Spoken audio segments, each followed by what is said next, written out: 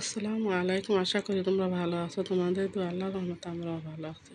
দেখা আপু ঈদ তো চলে গেছে, তোমাদের ভাইয়া এই যে বাজার সজাই করে নিয়ে আসছে। দেখো লাউ নিয়ে আসছে, বাঁধাকপি নিয়ে আসছে, আইনা বলতেছে রান্না করতে। কুরবানির মাংস তরকারি আছে না, ওই মাংস মাংস দিয়া লাউটা রান্না করতে বলছে, আর মলা শুটকি দিয়া বাঁধাকপিটা রাঁধতে বলছে। আর এই যে নাস্তা আনছে তোমাদের ভাইয়া, এটা তো খাইলাম। এই যে দেখো মাংসগুলা বের করে নিছি, এই যে লাউ দিয়ে রান্না করবো। এই যে, কারণ কুরবানি ঈদের মাংসটা যেরকম রান্না মজা, আপুরা পরে রানলে কিন্তু ওই রকম মজা লাগে না। তার জন্য বেশি করে রান্না মনে করো বক্সে ভরে রাখছি। তোমাদের ভাইয়া বলতেছে ওইখান থেকে মাংস নিয়ে লাউটা রান্না করতে।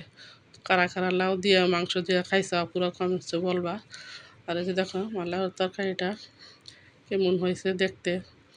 আর এই যে কাঁঠাল বিচির ভর্তা বানাবো এখন।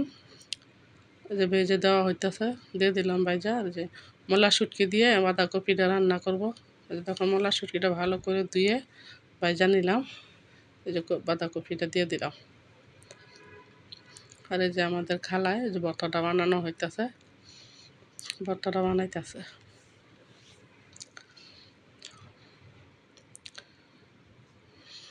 একটু নাড়াটা দিই।